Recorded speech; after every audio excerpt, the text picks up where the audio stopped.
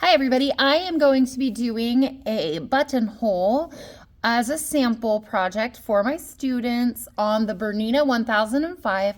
Most of our classroom has 1008s, but they work exactly the same. So first thing I'm going to do is turn on my machine. I don't have a light bulb in this machine, unfortunately. And then I've already done one button and it was a little short. I did one buttonhole already and it's a little short. So I'm gonna give a little more ease on it on this next one. But you're just gonna measure your buttonhole and it says 5/8 of an inch. So I'm gonna check that my line is a good 5/8 of an inch. Oops, you can't see it. There it is, it's 5/8 of an inch. So my last one was just a little short. So I wanna make sure that it's big enough this time. And I'm going to, a couple of things that we do. We change to a number 3 foot. The biggest advantage to a number 3 foot on this, let me show you real quick, is that it has this little notch right here. And that is the needle location. It also has a slightly larger window than the standard number 1 presser foot. You can see that the window is quite a bit bigger, which is nice for being able to see where you are on your marked buttonhole. Put that foot back on. Another thing that's really important when you're making a buttonhole, I always like to start with it at 0. You'll notice that that means a zigzag, but as you turn this knob through the different steps, you can see that the knob will turn to where it's supposed to be. So even though this isn't a super fancy computerized machine, it makes a great buttonhole. So this little knob normally will be somewhere around 2.5 or 3 for a normal straight stitch. We're gonna roll it up to be around between 1/2 inch and 0. You don't want it on 0, that stitch is in place. You really want it to be just below the 0. And as it says in the instructions in the manual, which is really important to have this ready, page 26. For my students, I also have a copy laminated that they can keep on their machine.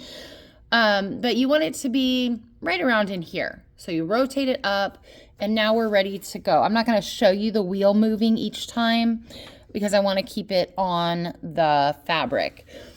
So I'm just going to, I already have it threaded and ready to go with a contrasting thread so I can see it for the sample. You would use your top stitching thread on your shirt. I have this fabric already prepped like my shirt is. I sewed the seam and I did a 1/4 inch top stitch, and then I am ready to go. I'm just gonna make sure that my needle is up in the center and I'm gonna roll it down just to make sure that it comes down exactly where I want it, and it does. Now I'm gonna rotate it to a 1. You can see the needle moved, and I'm gonna start stitching the left-hand side of the buttonhole all the way down just past my bottom marking, and I did mark with a heat-soluble pin, a friction pin. I'm gonna roll it down one more time, and then I'm gonna pull the needle up out of the fabric, switch it to 2. You'll watch the needle jump, and this time it's gonna sew a straight stitch all the way back up to the top of the buttonhole. And then when I rotate it, my needle was down in my fabric. I'm gonna bring that. It was barely in my fabric, thankfully, because it tried to move it. So bar tack, up, needle, 4. 4 does the right side. And let's see, I'm gonna go a little bit farther just to make sure I'm even with the right and the left side.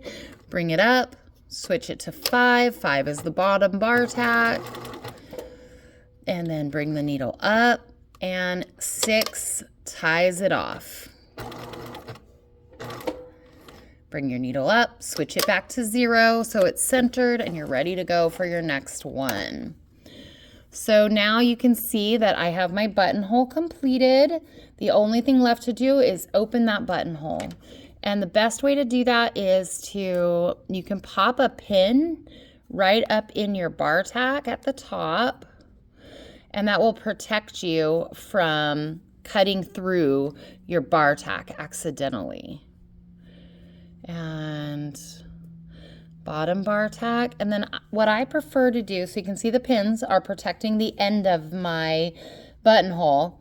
What I prefer to do is come in right by that pin. Don't poke through to your finger. Poke it through to the back, right in the middle.